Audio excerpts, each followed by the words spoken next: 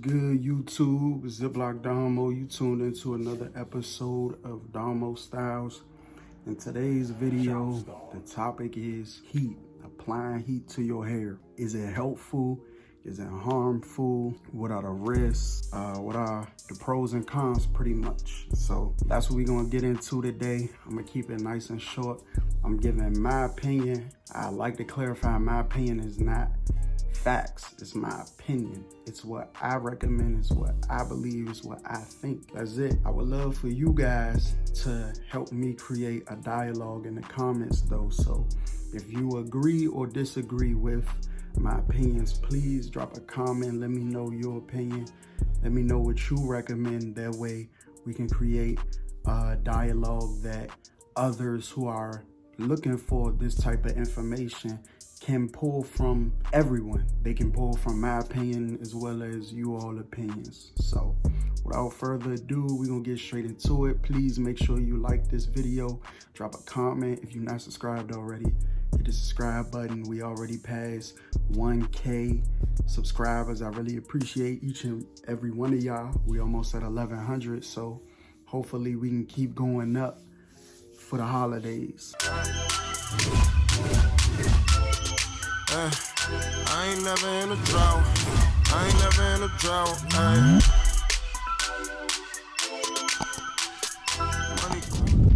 So let's answer that question. Is heat helpful or harmful to your hair? Me personally, I believe that it's harmful. Now, there are pros and cons to applying heat to your hair. Me personally, I feel as though the cons outweigh the pros. The biggest con of it all, the biggest con in applying heat to your hair is the amount of damage. Regardless of how often you apply heat to your hair, it damages your hair and it damages it over time. So the more heat you apply to your hair, the more damage. The less heat you apply to your hair, the less damage, but you'll still see a more significant amount of damage to your hair as opposed to alternatives to applying heat to your hair. And there's different ways and reasons for why people may apply heat to their hair, whether it's to stretch it, whether it's, to make it softer for certain hairstyles, whether it's just for show. It's just something that people enjoy. They may like their hair straight opposed to curly or coarse, whatever the case may be. So I understand it. I've received my fair share of damage to my hair outside of heat, but I feel as though had I applied heat to my hair throughout these few years that I've grown it, I feel like my damage to my hair will be a lot more significant than what it is now. What are some alternatives to applying heat to your hair? Honestly, those alternatives all depend on your motivation behind applying heat to your hair. If you're applying heat to your hair to stretch it, there are other stretching mechanisms that you can use outside of heat. I'll give you an example. It may not be one that hairstylists, hair schools may teach or recommend or anything like that. This is just from my personal experience. When my hair air dries, I put it in twists. That way it air dries overnight. The next day I wake up and I have a lot of shrinkage. To eliminate the shrinkage, I get my hair done in a style that stretches it. So for me, a style that stretches it is box braids. And you don't have to leave the box braids in for a month or anything like that. You can leave the box braids in for 1, 2, 3 days. And once that's done, you take it out. Your hair is back stretched to close to its original length. So from there, you can do whatever it is that you want to do with it. You could take your box braids out and just wear your hair out like that. Let's see another alternative. So some people apply heat to their hair to dry their hair, to help it dry quicker. Me personally, as I just stated, I let my hair air dry 9 times out of 10. The times where I don't have the time to allow my hair to air dry, what I'll do is I'll wrap it up in a t-shirt. Pat it down very good. And if that t-shirt gets too damp, get another t-shirt, apply it to my hair, apply the same patent methods until it's dry enough to do what needs to be done to it. If I'm getting a hairstyle, I don't need it to be 100% dry, because the stylist that does my hair understands my hair. That's another thing. Everybody doesn't understand every hair texture and everybody's hair in general, you know? So if you were to go to a barber shop, each barber has a set texture that they're used to dealing with, them that they may deal with every single day. If I was to go to a barber like that, that's used to dealing with a certain texture of hair, they would have a little difficulty with me, as my texture of hair isn't as common as what they're used to, you know. And I've had those experiences where I went to barbers who they didn't know how to fade my hair the right way, or they didn't know.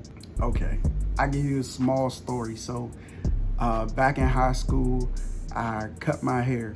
When I cut my hair in high school, it was recommended to avoid me having the parts showing in my hair from getting it cut down so low. It was recommended for me to get my hair cut into a small afro. And by me doing that, my hair isn't straight, it isn't coarse, so it's not an afro. When I got it cut, it was just like a curly bush, for real. And I actually liked that style. Fast forward a few years later, I ended up growing my hair out and cutting it again.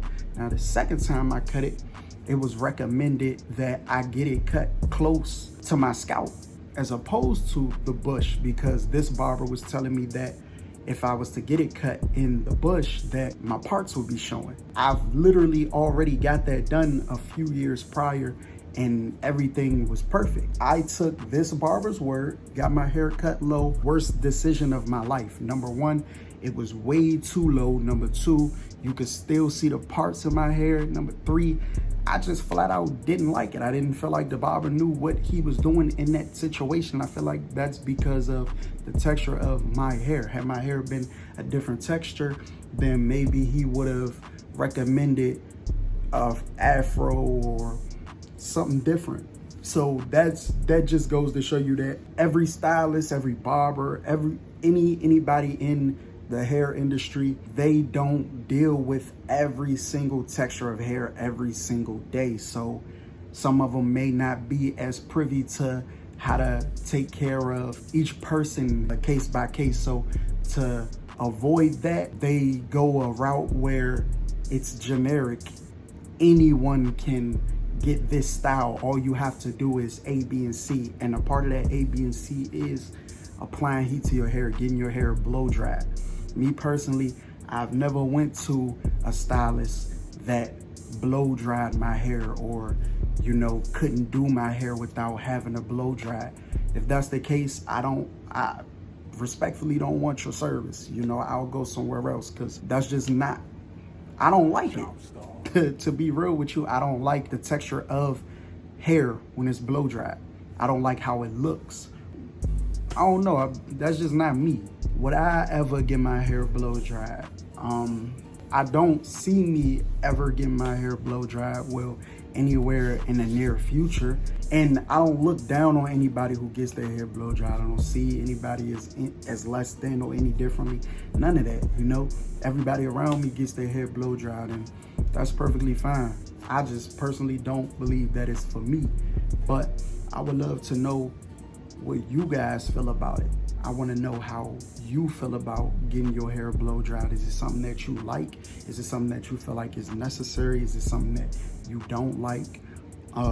What drying and stretching alternatives would you consider, and which ones have you heard of or tried? Let me know in the comments. You know, I want to really create a dialogue for all of us. That way these kind of topics can become bigger within the community, and we can get more opinions and we can get more perspectives. So that's the purpose of this video. The purpose of this video is not to bash applying heat to your hair. It's not to put down anybody who applies heat to their hair. It's simply to create a dialogue. So make sure you drop a comment. Let me know how you feeling. If you enjoyed this video, drop a like. Make sure you subscribed. You can follow me on Instagram at ziplockdomo and at Domo Styles. You can follow me on TikTok at ziplockdomo and at Domo Styles. You can follow me on Twitter at ziplockdomo. You can find all my music on all streaming platforms under ziplockdomo. And if you are a fan of graphic tees, please check out my merch, vintageparadisellc.com. I'll leave all these links down in the description as well as the comment box. So please check me out. If you enjoy, support, it's free, you know. Outside of that, I hope everybody has an amazing Christmas, has an amazing New Year, and gets everything they ask for, you know. This has been a tough year for a lot of people, myself included. So I'm banking on 2023 to be full of blessings, to be full of success, and just all around peace and joy. So if you want the same thing, keep rocking with me, keep vibing with me, because that's the only type of energy that I'm bringing all 2023. Till next time, I'm gone.